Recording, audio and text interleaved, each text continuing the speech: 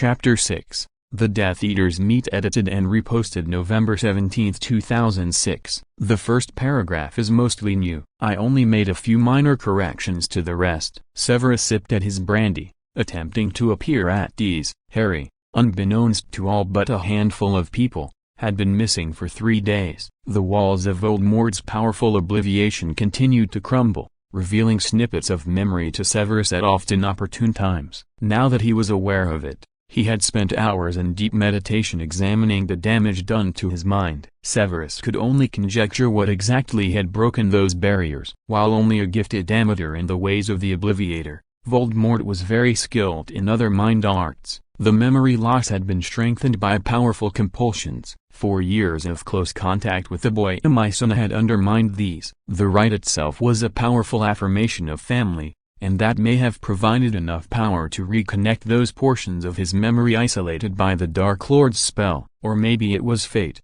he thought grumpily. His own old crowd waited expectantly. They were currently enjoying the hospitality of Malfoy Manor, idly debating what would happen now that their lord was truly Lord Slytherin. They were expecting their master's summons at any moment. Many of them, especially new recruits, had acquired rich gifts that they hoped would please their lord and his new heir. Snape shook his head, feeling a distant pity. The Dark Lord had little use for such fripperies. If it could be purchased in Diagon Alley, he was not interested. Rare manuscripts and powerful magical objects were more to his taste. However, it was the talent and power of his followers that he had always valued most. The Death Eaters were one of the purest forms of meritocracy. The Dark Lord's favor could not be bought. He would not appreciate these sycophants cheapening his rebirth and the selection of his heir with their filthy lucre. After several interminable seeming games of chess, they were finally called. It had always felt like a slightly painful buzz. Now it thrummed through his body like a struck gong, resonating through his bones. The Death Eaters stared at each other, eyes wide as they slowly rose. The hopeful initiates leapt to their feet, straightening their garments and gathering their gifts. Severus steeled himself, and apparated. He straightened from the awkward crouch he landed in, scanning the cavernous room they'd been summoned to. The floor seemed to be made of a single enormous sheet of obsidian. Jade and silver columns twined upwards, winding together like vines. "Greetings, my faithful, both old and new. My heir has been acknowledged, and I am fully Lord Slytherin." The gathered Death Eaters turned towards Voldemort. He paced slowly towards them, much improved from the day of his rebirth. A black robe of some filmy material swirled about him. His incongruously bare feet padded across the floor. Severus idly noted that his shoes would have to be custom-made, since no ordinary cobbler would stock anything that would fit him. The man now stood nearly 7 feet tall. Though still thin, his arms appeared firmly muscled, rather than skeletal. He moved with a fluid, inhuman grace, pacing around the knot of anxious Death Eaters. While Voldemort's announcement had been necessary for his dimmer followers, many of them could sense his new status, thanks to the aura of the house itself. When Severus had visited in the past, the ancient house's power had crouched protectively over its heir. Now, the power was poised to obey its lord. Severus scanned the room, disappointed when he saw no sign of Harry. Voldemort moved among them, an albino serpent among a flock of vultures. They shifted restlessly, but none were foolish enough to attempt to evade his touch or his gaze. Satisfied, he gestured to a blank wall. "Let us adjourn to a more comfortable setting." Tall double doors appeared in the wall as the ancient magic obeyed its master. Voldemort paced smoothly towards the doors, his followers trailing behind him. The room contained a table wide enough to easily seat 4 at each end, and long enough to seat 50 down each side. It was made of a beautiful honey-colored wood, and had seemingly grown out of the floor itself. Over a dozen enormous tapestries covered the walls, showing scenes from the history of wizarding Britain. Voldemort sat in a chair at the head of the table, leaving the other empty. A name in glowing letters hovered above each chair, vanishing when the one named sat. Severus noted with interest how far down Pettigrew sat. The pudgy man was wearing a petulant expression, obviously feeling slighted. Severus sat next to the empty chair, and Geoffrey Goyle sat on his right. Lucius Malfoy sat across from Severus. "My lord," one of the new recruits said unctuously, standing and bowing, "some of us have brought gifts to honor you and your heir," he said, casting a vaguely disdainful glance at those who were seemingly unprepared. He was surrounded by a handful of other new recruits, each holding a gift. Some were elegantly wrapped, in green and silver, of course, and others were in unadorned containers. Of course, the Dark Lord said, he will join us shortly. Ignoring his followers' intent looks and burning curiosity, he continued with his deceptively idle conversation. Severus made polite conversation with Goyle, most of his attention on the Dark Lord's words, listening as the eerie man made subtle threats and gathered seemingly insignificant crumbs of information. Suddenly, the Dark Lord paused in his conversation, his attention focused on the door. "Welcome, my heir," he said, his soft voice carrying easily. All speaking ceased as everyone focused on the nervous boy glaring with a strange mixture of trepidation and defiance. Gasps of surprise and shocked declarations filled the room. "Who is that?" "That's the heir? Is that a broken bar, Harry Potter? The boy who live in a broken bar?" Voldemort remained silent, observing his followers, especially those foolish enough to actually voice their disapproval. Lucius, consummate politician that he was, blinked once in surprise, then resumed his normal polite, faintly smug impression. Pettigrew actually mewed, shrinking down his seat. The Death Eaters quickly settled back into attentive silence as though Severus knew that some had already earned punishment. The experienced Death Eaters and a handful of the sharpest of the new recruits restrained themselves after their initial reaction of surprise. Others goggled at the slight figure scowling at them. A few watched the boy with hostile or contemptuous expressions. Potter squared his shoulders and marched through the room, plopping himself down next to the Dark Lord. Severus allowed himself a sigh of relief. The boy was unharmed, both physically and mentally. He was richly dressed. His robe was made of a strangely luminous black fabric, a lunar moth silk, Severus thought, and embroidered with silver and green at the neck, hem, and cuffs. He was bedecked with platinum and emerald jewelry, a heavy cuff bracelet on his right wrist, a ring on each hand, and a torque of ancient make around his neck. The boy was obviously irked. He swept his gaze down the table, his eyes narrowing as he caught sight of Pettigrew. The balding man sunk even further down into his seat as that burning gaze fastened onto him. Severus' eyes widened as he felt the boy's power spike for a moment before settling back into sullen quiet. Voldemort caught his eyes, his smile dark and gloating. Malfoy raised an eyebrow thoughtfully, obviously adding this to the multitude of other factors he was currently weighing. Goyle just huffed, rubbing the back of his neck and searching the room for the cause of his sudden unease. "My followers have brought gifts to celebrate your new status as my acknowledged heir." Harry scowled. Severus wondered how the Dark Lord had managed to get him to join this little party, much less wearing those clothes. Blackmail, perhaps, he mused. "Fine," the boy said irritably. The young man who had mentioned gifts, François Gillette, Severus remembered, nodded to one of his friends, who stood and carried a small wooden chest down the table, swallowing nervously as he offered it to Lord Voldemort. "I hope this pleases you, my lords," he said, bobbing his head to each of them. Voldemort opened the chest, withdrawing several ingots of bluish metal. It was a surprisingly good choice for a new recruit, Severus thought. Though not extravagant, Cellium alloy was hard to refine and useful in a number of applications. From Gillette's smug expression, he obviously thought his gift far superior. Attempting to set the stage, "Lad, you're a bit young to try such grandstanding here." "Most useful, Bernardo." "Our thanks." Harry muttered his own thank you. Over an hour passed. Severus made note of names and what each had brought. Most of the experienced Death Eaters gave only a token enough to show respect, yet knowing that their real gift was their service and loyalty. Severus himself had brought 2 vials of a healing potion strong enough to regenerate a ruined limb or organ. The only more potent healing agents were unicorn blood and phoenix tears. "How many potions masters in the world are capable of brewing this, Snape?" Voldemort asked, gently setting the vials aside. "Perhaps 6, my lord," Severus said. Modesty was not a virtue admired by Death Eaters, or Slytherins in general. Other gifts included potions, ingredients, jewelry, a basket of expertly shrunk muggle heads, an excellent conversation piece, my lord. "My Aunt Clara made them," the giver exclaimed, and a 5 by 10-foot magical painting of a variety of snakes, magical and mundane, strangling, biting, and eating badgers,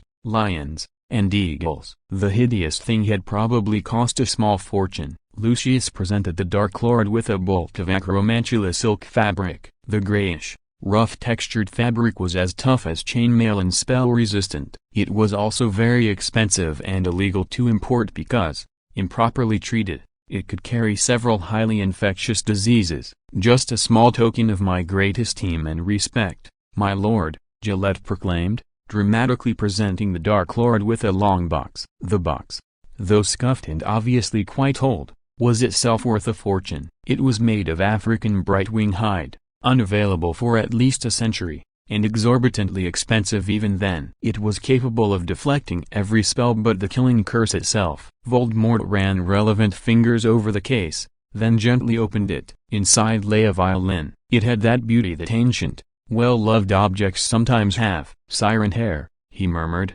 gently touching one of the strings. Odd murmurs filled the room as Death Eaters craned their necks for a better glimpse of the instrument. Even Harry was looking, his sullen mood forgotten for the moment. Tiny feathers, smaller than a fingernail, wound in a whimsical trail over the belly of the violin. Minuscule phoenix feathers caught the light and glowed like embers. These were interspersed with more ordinary yellow feathers. The pegs and bridge were made of some sort of bone Severus didn't recognize. Gillette managed to sound both pedantic and obsequious as he rattled on about the instrument. "Giovanni Stradivarius was close friend of my ancestor Michel Gillette. The components were gathered over many years from every continent on earth. The feathers of the phoenix and the Heir, a bird who sings only once a year and whose song is so beautiful that it brings a lifetime of good luck to those blessed to hear it. The hair of the siren and the bones of the swan as it sang its death song. Wood from the famed singing tree of Arabia. This, my lord, is the treasure of my house. I place it in your hands, trusting that you will share it only with those who are truly worthy." The young man gave a deep, sweeping bow, and paced back to his seat, head high, gaze steady, and his expression noble. The younger member seemed very impressed. The older ones had seen his ilk before. Lucius threw Gillette a look of deep contempt before smoothing his expression. Voldemort gently replaced the violin and closed the case. "Rest assured, Mr. Gillette, that your family's treasure now rests in capable hands." Gillette nodded regally, oblivious to subtle insult. Harry looked up from the case, obviously trying to dissect the double meaning. "Harry, return to your chambers. We have business to discuss." Harry looked angry for a moment, then rose and left. He walked stiffly, obviously aware of the gazes locked on him as he left the room. Chapter 7, Small Talk and Bargains, edited and reposted November 17, 2006. Only minor editing. The room remained silent for several moments after Harry had left. Voldemort leaned back comfortably in his chair, fingers steepled, observing them. Finally, Lucius Malfoy's soft voice broke the tense silence. "He will be magnificent, my lord." "Congratulations." Voldemort languidly gestured for him to continue. "Youngest seeker in a century, Parselmouth a broken bar. I'm sure you're aware, my lord, that he learned to cast a fully corporeal Patronus last year." "Powerful, and quite clever. He's rather brash, isn't he, my lord?" Pettigrew ventured. "He dared to duel with you." No one dared to breathe as Voldemort fixed his cold red eyes on the pudgy man. Pettigrew huddled down into his seat. Had the Dark Lord not held him captive with his gaze, Severus thought Pettigrew might well have crawled under the table. He bumbled his way through the tournament. If it hadn't been for Crouch, he'd have died in the first task. Had Severus felt anything other than utmost contempt for the man, he'd have prayed for him to shut up. "He barely passes his classes. If it weren't for that mudblood Granger, he'd be failing." Pettigrew's voice was becoming shrill as he tried to justify himself. Voldemort continued to silently stare until Pettigrew, trembling uncontrollably, finally fell silent. Voldemort turned his attention back to Lucius, completely ignoring the pasty-faced man. Pettigrew, looking anything but relieved. Delayed punishments were exponentially worse than those the Dark Lord dealt immediately. Lucius, of course, picked up smoothly. "His Muggle upbringing may present some difficulties, my lord. I could recommend several tutors to instruct him in matters of deportment and etiquette. A few companions of appropriate character and upbringing might also prove beneficial." Most of the Death Eaters murmured their agreement. Several even threw Lucius grateful looks, glad to have Voldemort's potential ire averted. "So very short-sighted," Severus mused. Your silence makes him look all the better, and does you no favors. My son Draco is his age. I am certain that their association could only be beneficial to young Potter." A few of the Death Eaters looked vaguely disgruntled or envious, only now realizing Malfoy's goal and the benefits he could reap. Beside him, Goyle stirred and replied, "My boy tells me that those two can barely sit through a class without scrapping." The beefy man grimaced. "In fact, the Potter kid doesn't get along with anybody in Slytherin." "Carmichael, isn't your boy their age?" Carmichael, a bony man from a long line of Ravenclaws, answered, "I believe that Edward is a year ahead of Harry." The man paused momentarily, weighing his next words. If Harry is indeed having difficulties in some of his courses, Edward would be happy to help. He has already aided several of his schoolmates in that capacity. Voldemort tapped his fingers thoughtfully on the table. "I will think on it. Malfoy, bring me that list of recommended tutors." He rose to his feet, the rest of the Death Eaters following suit. Goyle's chair fell backwards with a loud noise. The man righted it, mumbling apologies. Voldemort looked over the assembly one last time, then said, "I have business I must attend. Please, enjoy my hospitality." The Dark Lord glided from the room. A dozen of the strange, reptilian house elves that served the Slytherin family moved soundlessly through the room, carefully setting wine, tea, and light refreshments along the length of the table. Severus lifted the crystal carafe and filled his goblet, then poured for Malfoy and Goyle. They had learned not to expect such personal service from the Slytherin house elves. They were fanatically loyal to their family,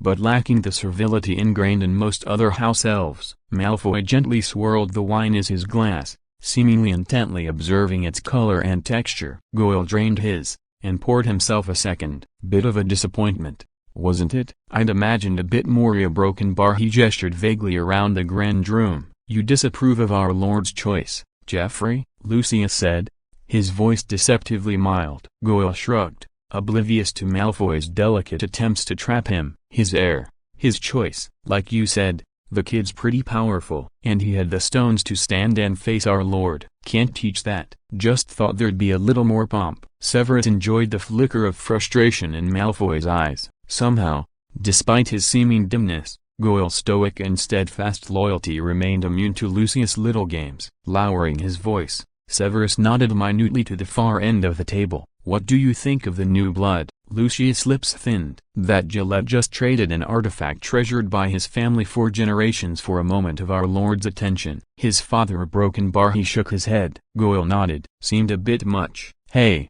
maybe the kid plays." Severus shook his head. "Not to my knowledge, though perhaps the Dark Lord will have him taught." Lucius glanced at Pettigrew, then said softly, "Gillette is not the only one whose star will fade more quickly than he'd hoped." Indeed, Pettigrew was staring down into his wine. He was deathly pale, his fingers twitching spasmodically. No one spoke to him, and those unlucky enough to be seated near him had moved their chairs as far from him as possible. Goyle shook his head. "Wouldn't be him for all the golden greenots." The man's voice carried, and Pettigrew looked up. Lucius sent him a malevolent smirk. "Social sadist," Severus reflected. Pettigrew cringed away from their regard, gulping down his wine. He hoped Voldemort was keeping Harry well guarded. Voldemort's regard could prove as deadly as his enmity. 6 hours earlier, Harry stared at the elaborate black robe and jewelry that had been laid out for him. He scowled at Voldemort, mentally girding himself for a fight. "I'm not wearing that. I will present you as my heir tonight. You will dress appropriately." "No way in hell." A far more Slytherin response would be "What's in it for me?" Harry rolled his eyes.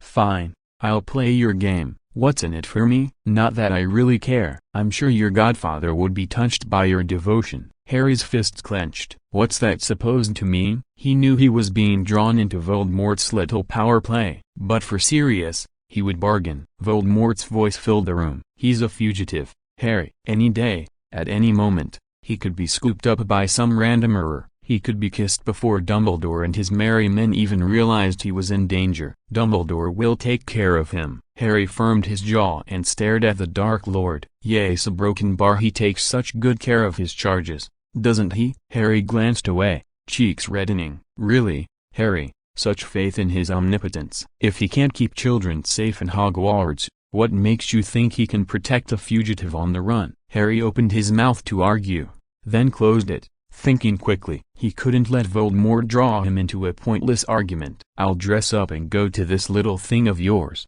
if you hand Wormtail over to the Ministry." Voldemort looked pleased, his red eyes glittering. "Now, Harry, what sort of bargain is that? I lose a devoted and gifted follower and gain only a single night of your cooperation?" Harry knew that Sirius wouldn't want him to make promises he'd regret later. "One night of cooperation, and you make Pettigrew let himself be seen by Amelia Bones. And," he added quickly, "if Sirius does get arrested, you make sure he gets out fast." "My heir is certainly coming along nicely," Voldemort reflected smugly. "I allow him this victory, positive reinforcement, and all that." He nodded, careful to keep his expression grave. "Agreed, Harry. You will dress and behave appropriately tonight, and I shall order Pettigrew to show himself to Madame Bones. And should the worst occur, I shall see to your godfather's swift release." Harry bit his lip, but nodded. "It's not costing me anything," he reminded himself. "Not really."